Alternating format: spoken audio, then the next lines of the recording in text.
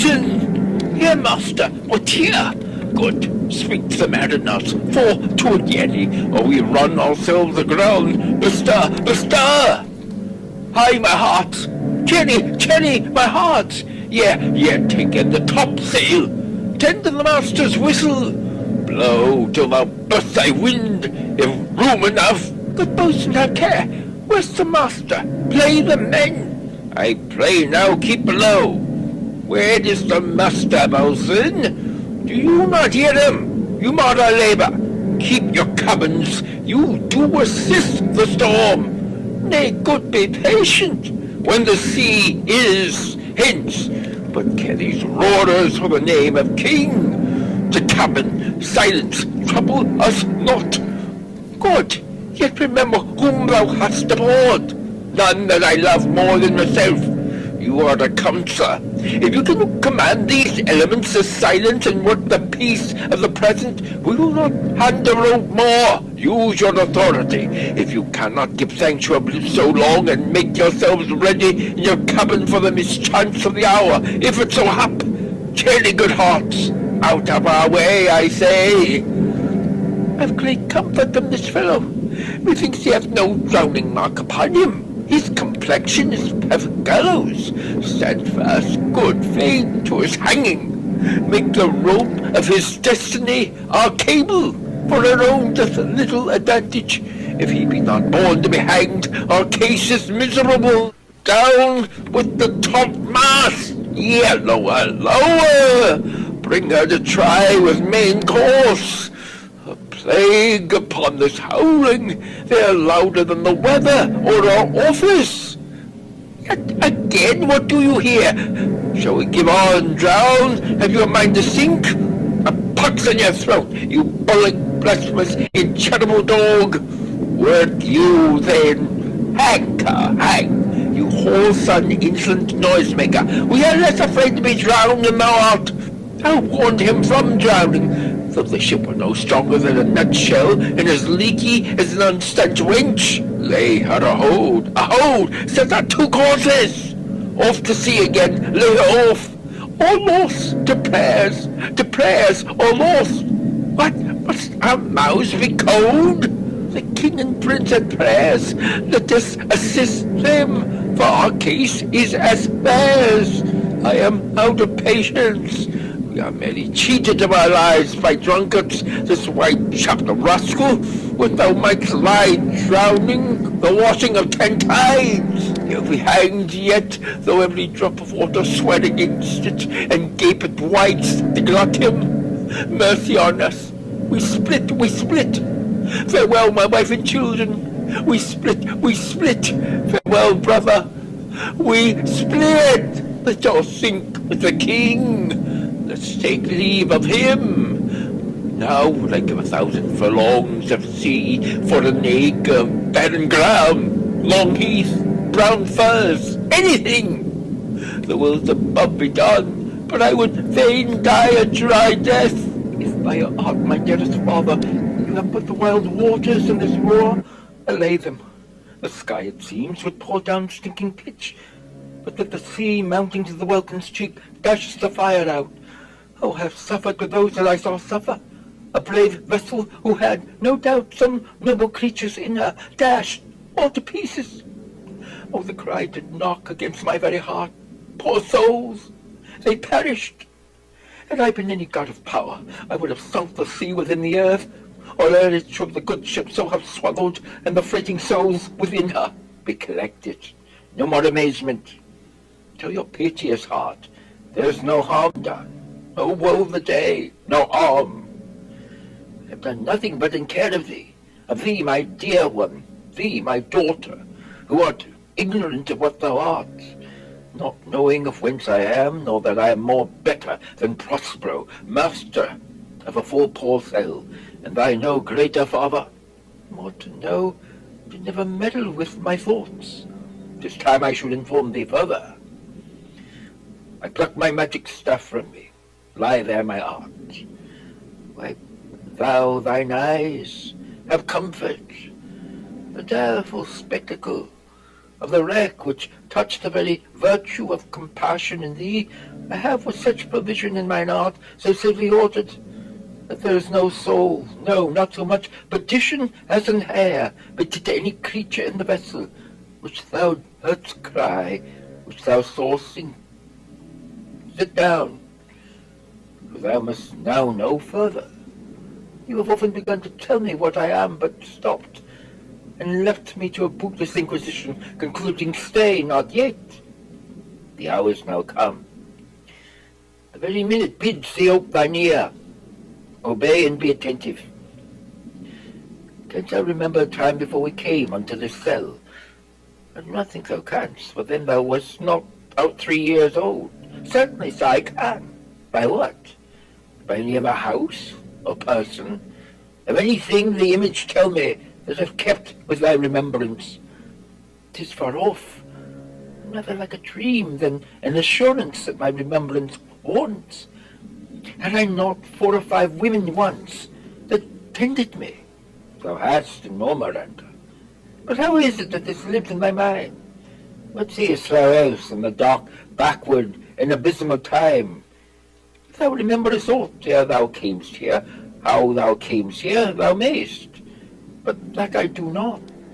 12 years since, Miranda. 12 years since. Thy father was the Duke of Milan, and a prince of power. Sir, are not you my father?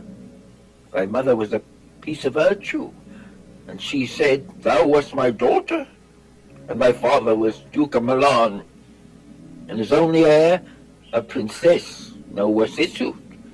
Oh, the heavens! What foul play had we that we came from thence? Or blessed was it we did? Both, my girl. By foul play, as thou sayest, were we heaved thence, but blessedly hop hither. Oh, my heart bleeds to think of the team that I have turned you to, which is from my remembrance. Pray you further, my brother, and thy uncle, called Antonio.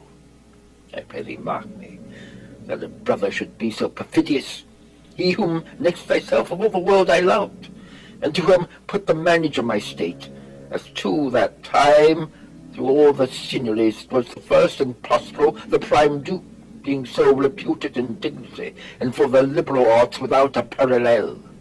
Those being all my study, the government I cast upon my brother, and to my state grew stranger, being transported and wrapped in secret studies. Thy false uncle, dost thou attend me? Sir, most heedfully, being once perfected, how to grant suits, how to deny them, whom to advance, and to whom to trash for the topping, new created the creatures that were mine. I say, or change them, or else new formed them, having both the key of officer and office. Set our hearts to what tune pleased his ear, that now he was the ivy which had hid my princely trunk and sucked my verdure out on it. Thou attemptst not, I pray thee mark me. Oh, good sir, I do. I, thus neglecting worldly ends, all dedicate to closeness and the bettering of my mind with that which, but by being so retired, all prized all popular rate, in my false brother await an evil nature, and in my trust, like a good parent, did beget of him a falsehood, in its contrary, as great as my trust was, which had indeed no limit, a confidence sans bound. He being thus lauded, not only with what my revenue yielded, but what my power might else exact, like one who, having under truth by telling of it, made a sinner of his memory to credit his own lie. He did believe he was the Duke. Out of the substitution, and executing the outward face of royalty with all prerogative. Hence his ambition growing, thus here, your tale, sir, would cure deafness, to have no screen between this part he played, and him he played it for. He needs will be absolute alone. Be poor man. My library was dukedom large enough of temporal relatives. He think me now incapable. Confederates, so try he was forsway, with the King of Naples, to give him annual tribute, do him homage, subject his coronet to his crown, and bend the dukedom yet unbowed, alas, poor Milan, to most ignoble stooping. Oh, the heavens! Mark his condition, and the event. Then tell me, if this might be a brother, I should sin to think but nobly of my grandmother. Good wombs have borne bad sons. Now the condition. This King of Naples being an enemy to me inveterate, hearkens to my brother's suit, which was that he, in lieu of the premises of homage, and I know not how much tribute, should presently extirpate me and mine out of the dukedom, and confer fair Milan with all the honours on my brother. Whereon a treacherous army levied one midnight fainted to the purpose. Did Antonio open the gates of Milan, and in the dead of darkness the ministers for the purpose hurried thence me and thy crying self. Like for pity, and not remembering how I cried out then, or cried o'er again, it is the hint that rings mine eyes to it. A little further, then I'll bring thee to the present business which now is upon us, without the which this story were most impertinent. Wherefore did they not that hour destroy us? Well, demand it, wench. My tale provokes that question. Dear, they durst not, so dear the love my people bore me, nor set a mark so bloody on the business, but with colours fairer painted their foul ends. And few they hurried us a bull of bark, bore some leagues to sea, or they repaired a rotten carcass of a boat, not rigged, nor tackle, sail, nor mast. The very rats instinctively had quit it. There they hoist us, to cry to the sea that roared to us, to sigh to the winds, whose pity, sighing back again, did us but loving wrong. Alack, what trouble was I then to you? Oh, a cherubim thou wast, that did preserve me. Thou didst smile, infused with the fortitude from heaven, when I have dipped the sea with drops full salt, under my burden groaned, which raised in me an undergoing stomach to bear up against what should ensue. How came we ashore? By providence divine. Some food we had, and some fresh water, that a noble Neapolitan Gonzalo, out of his charity, who being then appointed master of this design, did give us, with rich garments, linens, stuffs, and necessaries, which since have stitched much. So, of his gentleness, knowing I loved my books, he furnished me from my own library with volumes that I prize above my dukedom. Would I might but ever see that man. Now I rise, sit still, and hear the last of our sea sorrow. Here in this island we arrived, and here have I, thy schoolmaster, made thee more profit than other princes can. We'll have more time for vain hours and tutors not so careful. Heavens thank you for it. And now I pray you, sir, was still just beating in my mind your reason for raising this sea storm. No, thus far forth. By accident most strange, bountiful fortune, now my dear lady, hath mine enemies brought to this shore. And by my presence I find my zenith doth depend upon a most auspicious star, whose influence, if now I court not, but omit, my fortunes will ever droop. Here, cease more questions. Thou art inclined to sleep. 'Tis a good dullness, and give it way. I know thou canst not choose. Come away, servant, come. I am ready now. Approach, my Ariel. Come.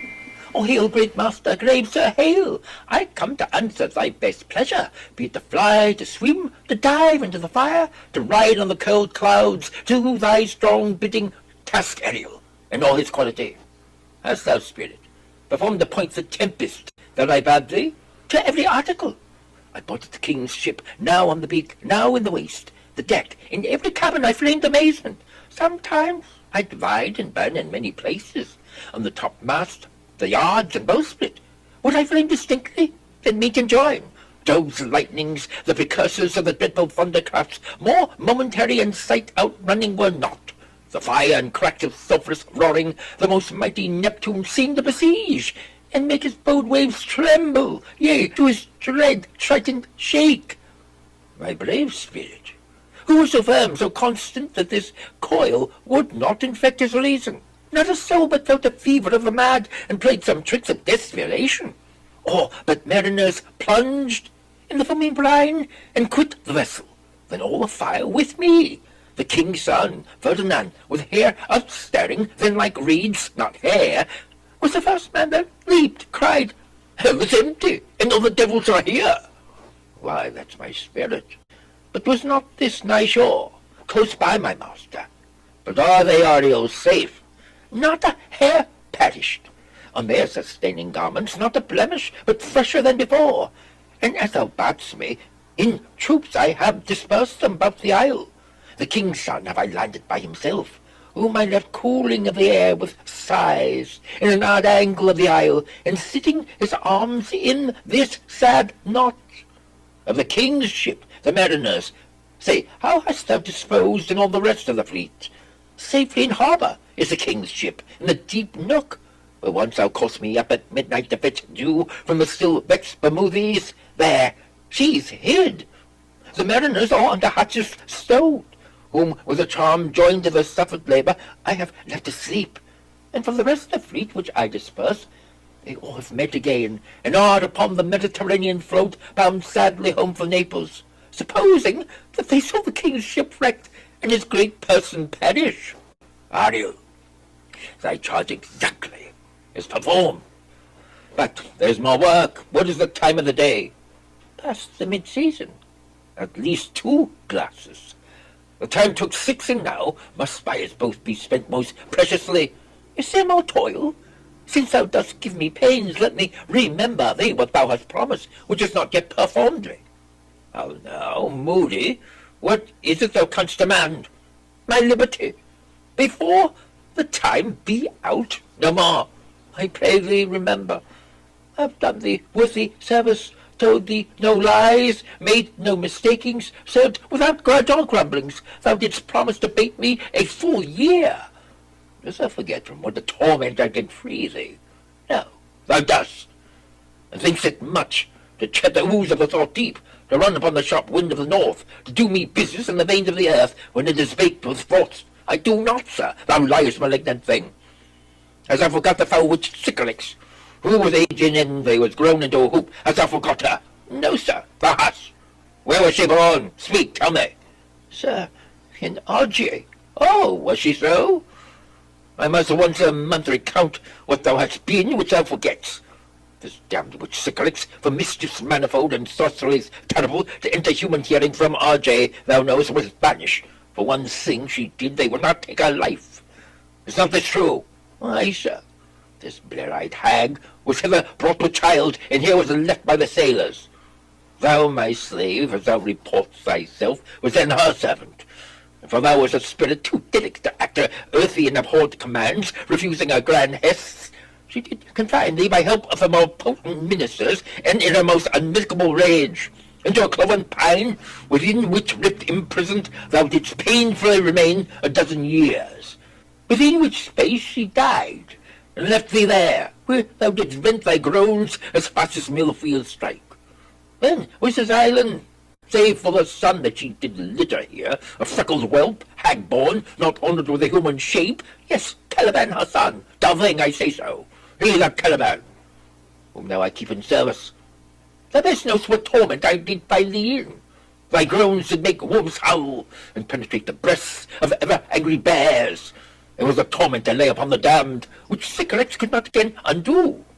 It was mine art, when I arrived and heard thee, that made deep the pine, and let thee out. I thank thee, master.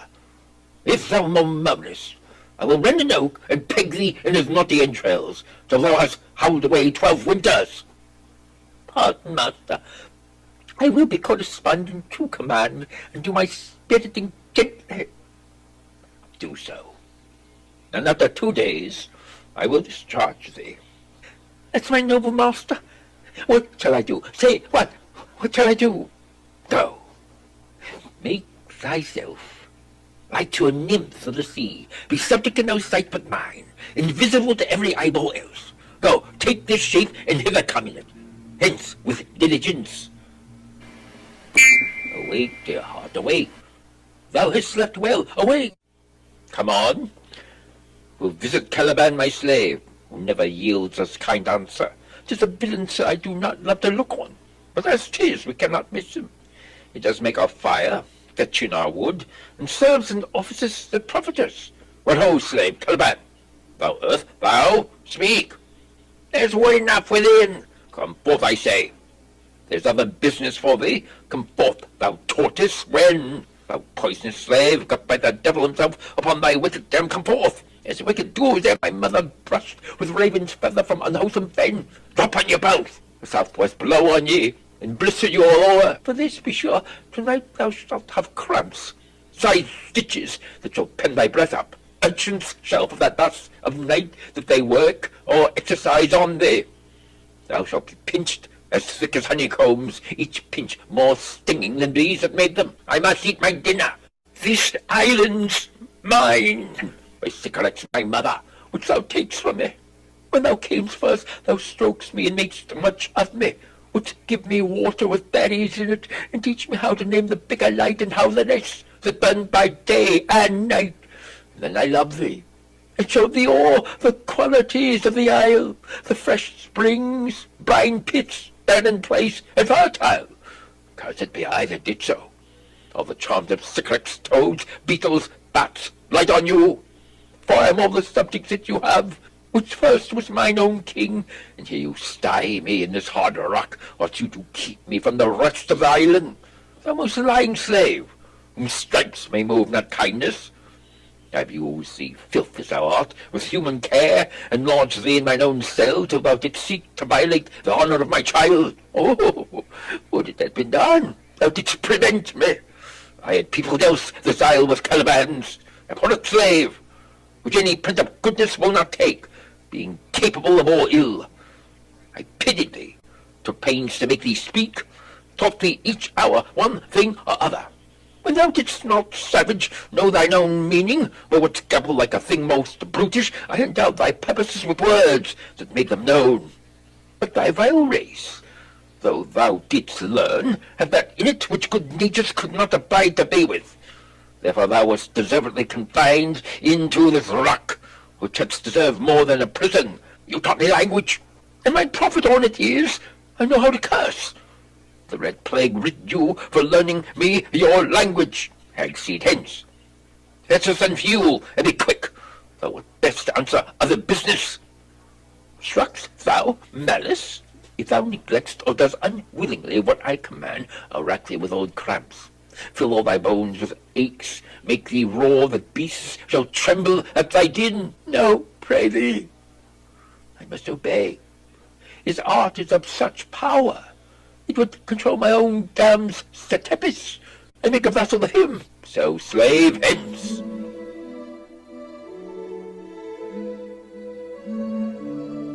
Come unto these yellow sands, and then take hands, curtsied when you have, and kissed the wild waves whist, footed featly here and there, and sweet sprites the burden bear. Hark, hark, bear, bow wow, the watchdogs bark, bear, bow wow. Hark, hark, I hear the strain of strutting chanticleer cry cock-a-doodle-doo. Where should this music be? In the air of the earth. It sounds no more. And sure it waits upon some god of the island. Sitting on a bank, weeping again, the king, my father's wreck. This music crept by me upon the waters, allaying both the fury and my passion with its sweet air. Thence have I followed it, or it hath drawn me, rather, but 'tis gone. Now it begins again. For fathom 5 thy father lies, of his bones are coral made, those are pearls that were his eyes, nothing of him that doth fade, but doth suffer a sea change into something rich and strange. Sea nymphs hourly ring his knell, burden ding-dong. Hark! Now I hear them, ding-dong bell. This ditty does remember my drowned father. This is no mortal business, nor no sound that the earth owes. I hear it now above me. The fringed curtains of thine eye advance, and say, what thou seest, yo. What is it, a spirit? Lord, how it looks about. Believe me, sir, it carries a brave form, but 'tis a spirit. Now, wench, it eats and sleeps, and hath such senses as we have, such. This gallant which thou seest was in the wreck, and but he's something stained with grief, that's beauty's canker, thou mightst call him a goodly person. He hath lost his fellows, and strays about to find them. I might call him a thing divine, for nothing natural I ever saw so noble. It goes on, as my soul prompts it. Spirit, fine spirit, Ariel, I'll free thee within 2 days for this. Most sure the goddess on whom these airs attend, vouchsafe my prayer may know, if you remain upon this island, and that you will some good instruction give, how I may bear me here. My prime request, which I do last pronounce, is, oh, you wonder if you be maid or no. No wonder, sir, but certainly a maid. My language, heavens! I'm the best of them that speak this speech. Were I but were to spoken, how the best? What wert thou, if the King of Naples heard thee? A single thing as I am now, that wonders to hear thee speak of Naples. He does hear me, and that he does I weep. Myself am Naples, who with mine eyes, near sensate ebb, beheld the king my father wrecked. Alack for mercy! Yes, faith, in all his lords, the Duke of Milan and his brave son being twain. The Duke of Milan and his more braver daughter could control thee, if now were fit to do it. If they have changed eyes, delicate Ariel, I'll set thee free for this. A word, good sir. I fear you have done yourself some wrong. A word. Why speaks my father so ungently? This is the third man that e'er I saw, first that e'er I sighed for. Pity move my father to be inclined my way. Oh, if a virgin in your affection not gone forth, I'll make you the Queen of Naples. Softer, one word more. They are both in either's powers. But this swift business I must uneasy make, lest too light winning make the prize light. One word more, I charge thee, that thou attend me. Thou dost here usurp the name thou owest not, and hast put thyself upon this island as a spy to win it from me, the lord on it. No, as I am a man. There's nothing ill can dwell in such a temple. If the ill spirits have so fair a house, good things will strive to dwell with it. Follow me. Speak not you for him, he's a traitor. Come, I'll manacle thy neck and feet together. Sea water shalt thou drink, thy food shall be the fresh brook mussels, withered roots and husks, wherein the acorn cradled. Follow. No, I will resist such entertainment till mine enemy has more power. O dear father, make not too rash a trial of him, for he's gentle and not fearful. What, I say, my foot, my tutor, put up thy sword, traitor, who makes a show but dares not strike. Thy conscience is so possessed with guilt. Come from thy ward, for I can here disarm thee with this stick, and make thy weapon drop. Beseech you, father. Hence, hang not upon my garments. So have pity, I'll be his surety. Silence, one word more, shall make me chide thee, if not hate thee. What an advocate for an impostor! Hush, thou thinkst there are no more such shades as he, having seen but him and Caliban. Foolish wench! To the most of men this is a Caliban, and they to him are angels. My affections are then most humble. I have no ambition to see a goodlier man. Come on, obey. Thy nerves are in their infancy again, and have no vigour in them. So they are. My spirits as in a dream are all bound up. My father's loss, the weakness which I feel, the wreck of all my friends, all this man's threats to whom I am subdued, are but light to me. Might I but through my prison once a day behold this maid, all corners else of the earth let liberty make use of, space enough have I in such a prison. It works. Thou hast done well, fine Ariel. Be of comfort, my father's of a better nature, sir, than he appears by speech. This is unwanted which now came from him. Thou shalt be free as mountain winds, Ariel. But then exactly do all points of my command. To the syllable. Come, follow. Speak not for him. Beseech you, sir, be merry. You have cause, so have we all, of joy. For our escape is much beyond our loss. A hint of woe is common every day. Some sailor's wife, the masters of some merchant, and the merchant have just a theme of woe. But for the miracle, I mean our preservation, few in millions can speak like us. Then wisely, good sir, weigh our sorrow with our comfort. He receives comfort like cold porridge. The bestow will not give him all so. Look, he's winding up the watch of his wit. By and by it will strike. Sir, one tell. When every grief is entertained that's offered, comes to the entertainer $1. Dollar comes to him indeed. You have spoken truer than you purposed. You have taken it wiselier than you should. Therefore, my lord, fie, what a spendthrift is he of his tongue. I prithee spare. Well, I have done. But yet he will be talking. Which of them, he or Adrian, for a good wager, first begins to crow? The old cock, the cockerel. Done. The wager. A laughter. A match. Though this island seem to be desert, so you've paid. Uninhabitable and almost inaccessible, yet he could not miss it. It must needs be of subtle, tender, and delicate temperance. Temperance was a delicate wench, aye, and a subtle, as he most learnedly delivered. The air breathes upon us most sweetly, as if it had lungs and rotten ones, as 'twere perfumed by a fen. Air is everything advantageous to life, true, save means to live. That there's none or little. How lush and lusty the grass looks, how green! The ground indeed is tawny, with an eye of green in it. He misses not much. No, he doth but mistake the truth totally. But the rarity of it is, which is indeed almost beyond credit, as many vouched rarities are, that our garments, being as they were, drenched in the sea, hold notwithstanding their freshness and glosses, being rather new dyed than stained with salt water. If but one of his pockets could speak, would it not say he lies? Aye, a very falsely pocket up his report. Methinks our garments are now as fresh as when we put them on first in Afric, at the marriage of the king's fair daughter Claribel to the king of Tunis. 'Twas a sweet marriage, and we prosper well in our return. Tunis was never graced before with such a paragon to the queen, not since widow Dido's time. Widow, what pox on that? How came that widow in? Widow Dido. What if he had said widower? Yes, true, but how you take it?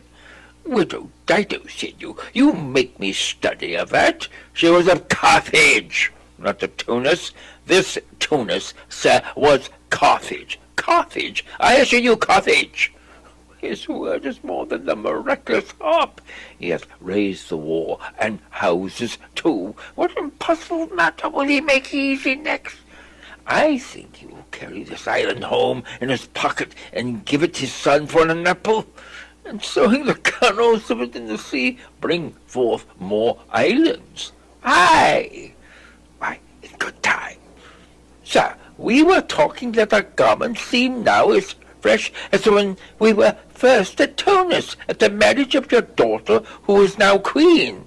And the rarest that e'er came there, bade, I beseech you, widow Dido. Oh, widow Dido, aye, widow Dido. Is not, sir, my doublet as fresh as the first day I wore it? I mean, in a sort. That sort was well fished for, when I wore it at your daughter's marriage. You cram these words into mine ears against the stomach of my sense. Would I had never married my daughter there, for coming thence my son is lost, and in my right she too, who is far from Italy removed, I ne'er again shall see her. Oh, thou mine heir of Naples, and of Milan, what strange fish hath made his meal on thee? Sir, he may live.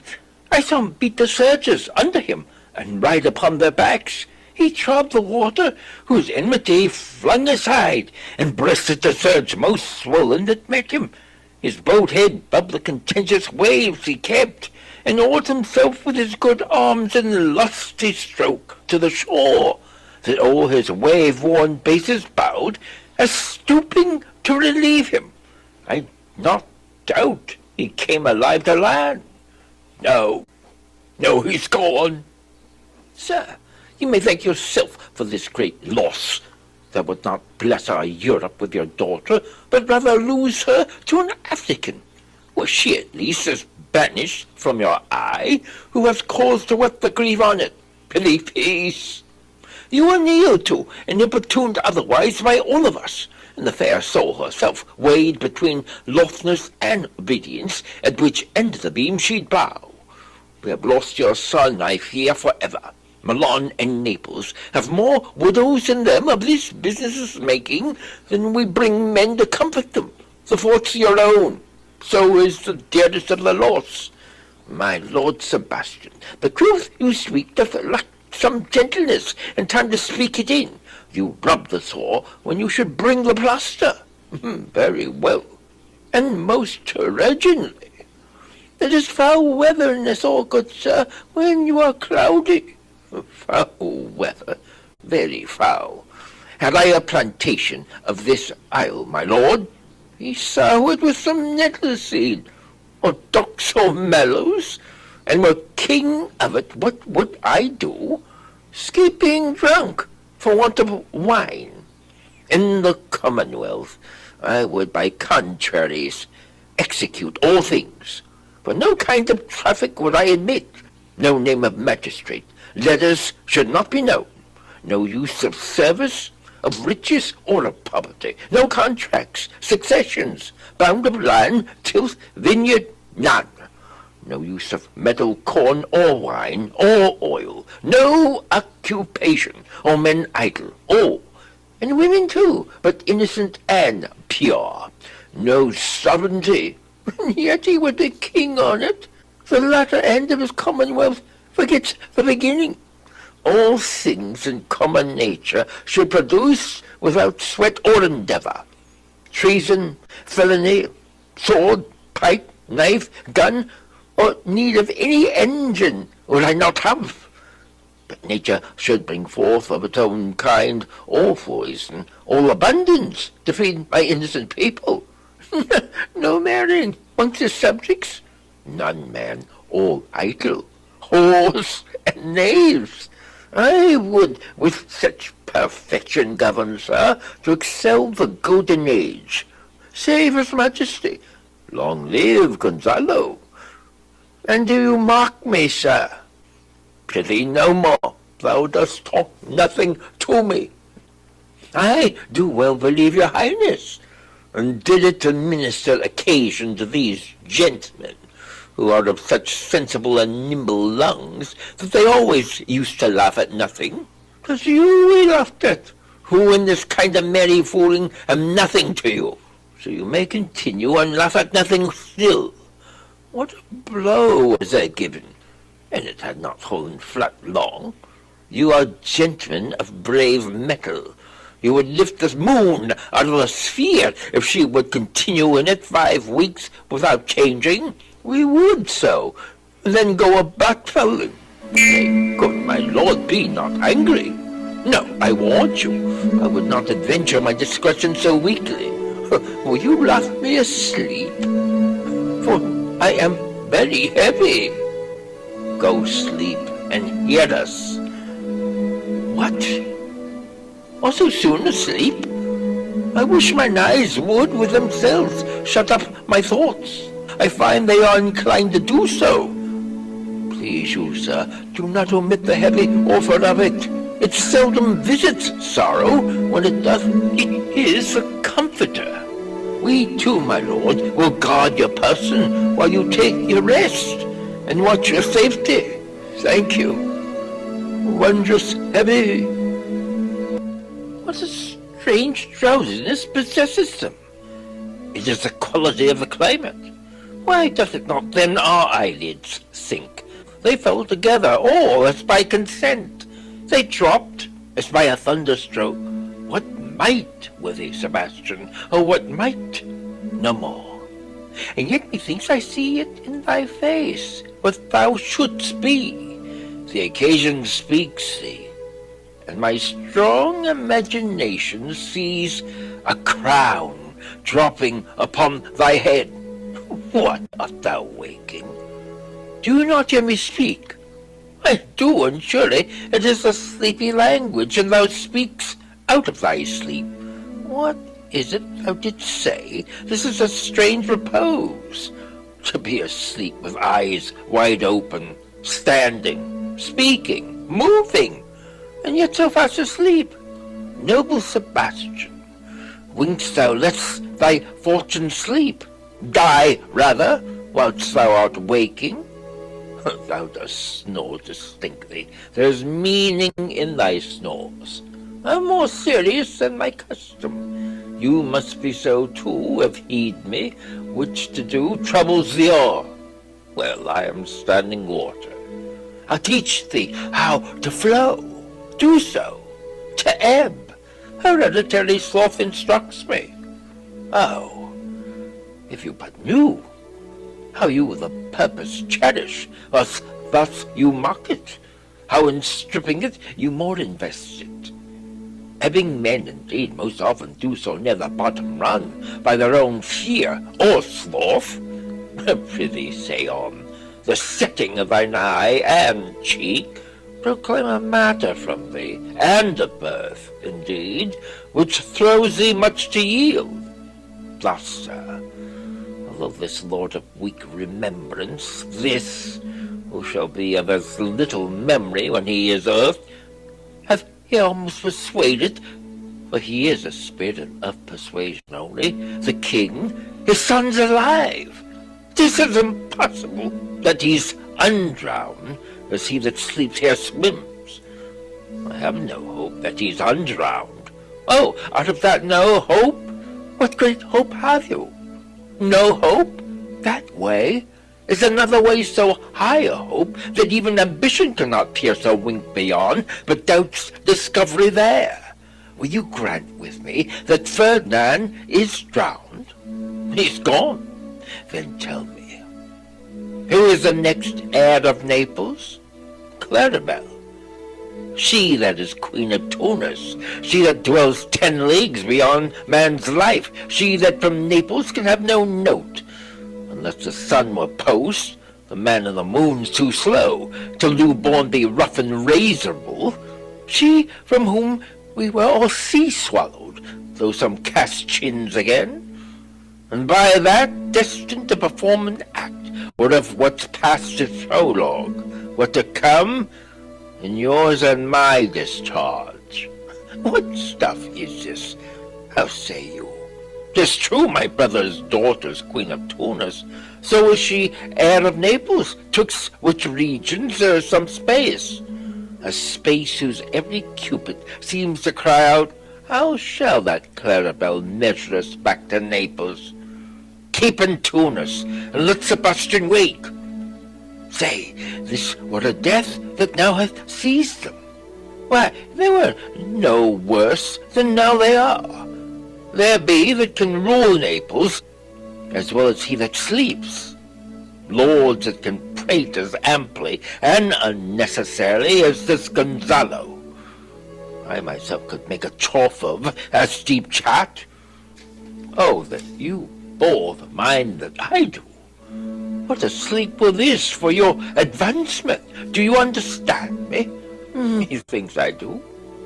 And how does your content tender your own good fortune? I remember you did supplant your brother Prospero. True. Look how well my garments sit upon me, much feater than before. My brother's servants were then my fellows. Now they are my men. But for your conscience, I say well like that. If it were a kite, 'twould put me to my slipper. But I feel not this deity in my bosom. 20 consciences that stand twixt me and Milan, candied be they, and milk, ere they molest.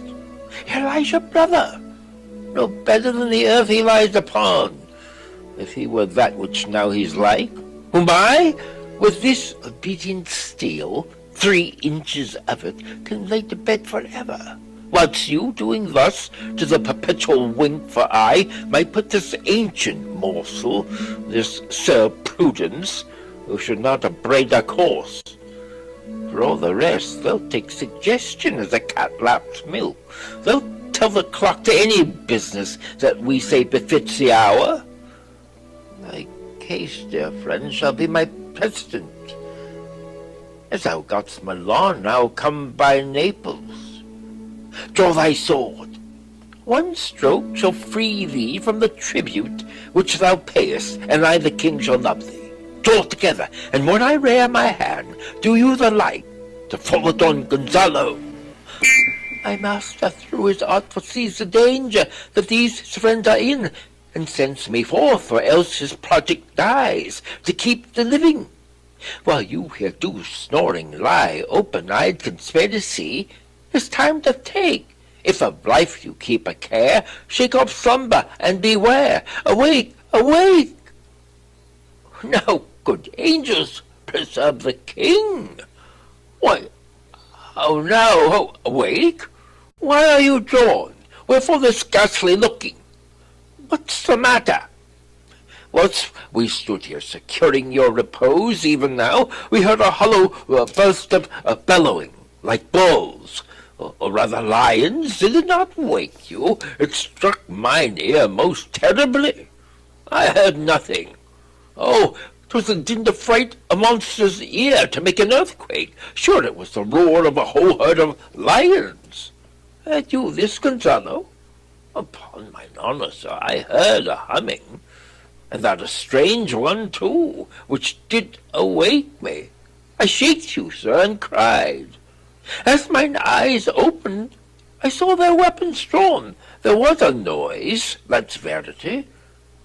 Best stand upon our guard, or that we quit this place. Let's draw our weapons. Lead off this ground, and let's make further search for my poor son. Heavens keep him from these beasts, for he is sure in the island. Lead away. Prospero, my lord, shall know what I have done. So, king, go safely on to seek thy son.